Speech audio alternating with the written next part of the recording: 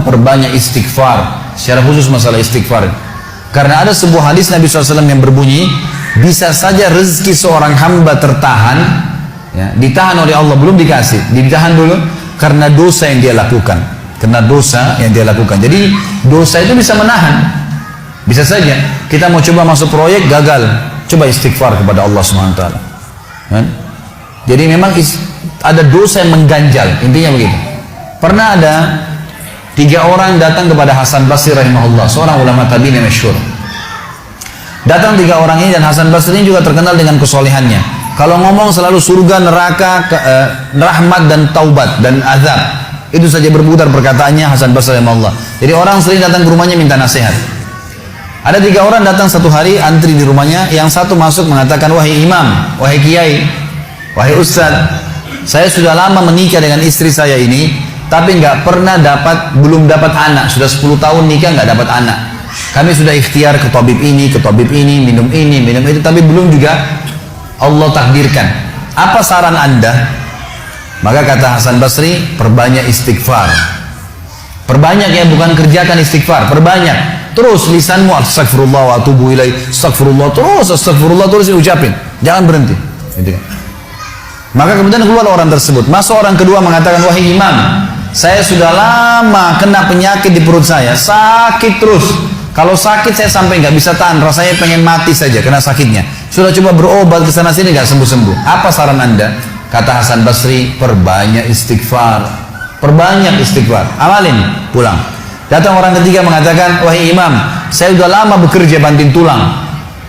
Mayoritas waktu saya sehari kerja keras, tapi saya tidak pernah kaya seperti fulan. Ditunjuk orang kaya di kota itu, di kota Basra, di Irak. Apa saran Anda? Kata Hasan Basri, perbanyak istighfar. Pulanglah 3 orang ini.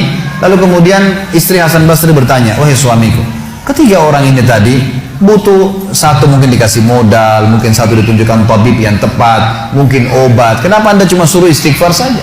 Kenapa enggak istighfar diikutin dengan yang lainnya? Dikasih modal, dikasih obat. Kata Hasan Basri, wahai istriku, tidakkah kau dengar kalau mereka sudah ikhtiar dan sekarang tinggal mereka terbuntu, tertutup di sebuah pintu yang mereka tidak tahu bagaimana jalan keluarnya. Maka saya mengingat firman Allah dalam surah Nuh. Surah Nuh ini surah nomor 71 ya.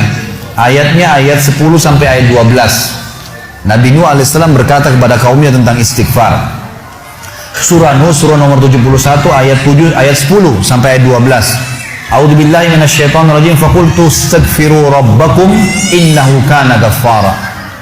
Yursilis samaa 'alaikum midrara wa yumdidkum bi amwalin wa banin wa yaj'al lakum jannatin wa yaj'al lakum anhara. Kata Nabi, kata Allah Subhanahu wa taala, Nuh berkata kepada kaumnya, istighfarlah, minta taubatlah kepada Tuhan kalian, sesungguhnya Dia Maha menerima taubat hamba-hambanya. Manfaatnya Dia akan menurunkan untuk kalian dari langit midrara. Midrar kata para ulama tafsir bisa berarti hujan yang lebat, bisa berarti rezeki yang non-stop, terus dikasih sama Allah bertubi-tubi.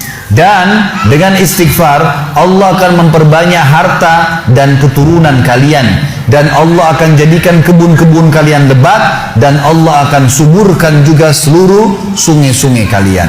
Jadi di sini manfaat daripada istighfar.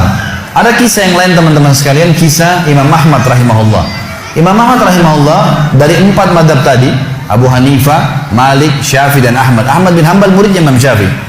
Madhab yang keempat, Imam Ahmad rahimahullah di akhir hidup beliau ulama besar hadis. Di akhir hidup beliau pernah terlintas di benaknya untuk mendatangi sebuah kota di Irak. Kenapa ke sana nggak tahu. Pokoknya pengen ke sana gitu. Imam Ahmad pergi ke sana. Tiba di kota itu, tapi saya tidak temukan dalam riwayat ini kota apa yang dimaksud. Tiba di kota itu, Imam Ahmad tiba azan maghrib. Lihat masjid, ada satu masjid, masuk masjid itu sholat berjamaah. Orang nggak tahu dia, karena zaman dulu orang tidak ada foto, tidak tahu lihat bagaimana wajah siapa orang ini, nggak kenal. Habis sholat maghrib, Imam Ahmad duduk sedikit baca Al-Quran. Azan isya dia ikut sholat. Selesai isya, Imam Ahmad pergi ke pojok masjid, mau geletak tidur. Marbot masjidnya datang, dekatin. Wahai syekh, syekh ini dalam bahasa Arab 3 artinya. Bisa satu dari 3. Bisa orang tua, syekh. Bisa orang alim, bisa orang kaya. Jadi tidak selamanya kalau antum dipanggil di Saudi syekh dianggap orang alim gitu. Bisa saja orang tua gitu kan. Dipanggil, hai Syekh, orang tua maksudnya. Ngapain anda di sini? Kata Imam Ahmad, saya musafir, nggak kenal orang siapapun di kota ini. Besok pagi saya mau pergi, nggak ada tempat nginap, saya mau nginap di sini. Karena zaman dulu nggak ada penginapan-penginapan kayak kita sekarang, banyak hotel segala gitu. Kata marbotnya nggak bisa, masjid nggak boleh tidur. Kata Imam Ahmad, saya didorong-dorong keluar dari masjid. Orang ini nggak tahu kalau ini Imam Ahmad, kalau tahu mungkin diundang ke rumahnya. Tapi ini marbot, masya Allah, istiqamah ini gitu. Keluar dari masjid, ditutup pintu masjid sama dia. Imam Ahmad lihat orang yang sudah pergi, Imam Ahmad lihat ada teras masjid, tidur di teras masjid. Balik lagi marbotnya. Wahai Syekh, ngapain sini? Musafir, mau tidur, nggak ada tempat nginap. Nggak bisa Syekh. Teras pun nggak boleh, peraturan. Ini saya bilang tadi istiqomah luar biasa. Imam Ahmad bilang saya didorong-dorong ke jalanan, dorong ke jalanan. Waktu saya lagi didorong ke jalanan, ternyata masjid bersebelahan dengan kios penjual roti. Ada satu orang penjual roti di sebelah masjid. Lalu dia mengatakan, Syekh, dipanggil Imam Ahmad, silakan ke tempat saya. Imam Ahmad pun datang. Dia bilang, saya punya rumah tidak jauh dari sini, ini kios saya, ada ruangan tempat tidur saya. Silakan anda pakai nginap, besok anda mau pulang silakan. Kata Imam Ahmad menceritakan tentang keadaan dia dengan penjual roti ini. Dia bilang ada satu perilaku penjual roti ini yang unik. Imam Ahmad tertarik dengan itu. Dia bilang, setiap kali orang ini pecahin telur, ngambil terigu, ngambil garam, itu sambil astagfirullah wa atubu ilaih, astagfirullah wa atubu ilaih. Terus lisannya nggak pernah berhenti nih, astagfirullah wa atubu ilaih, kecuali Imam Ahmad bilang saya ajak ngomong atau dia bertanya pada saya. Kalau berhenti, istighfar lagi. Selalu begini. Kata Imam Ahmad, saya bertanya, sudah berapa lama kau amalkan nih?